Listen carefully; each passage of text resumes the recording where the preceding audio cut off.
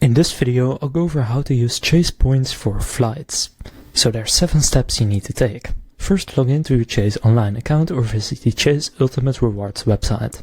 Then navigate to the travel section of the website and select Book a Flight.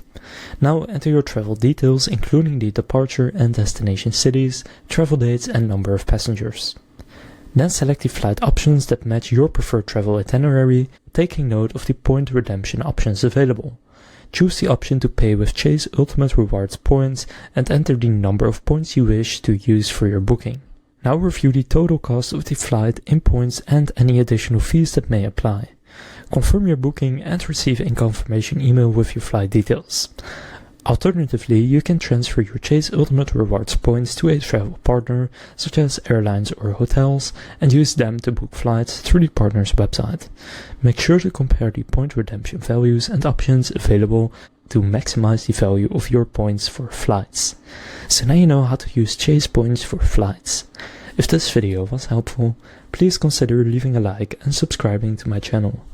With that being said, I'll see you in the next video.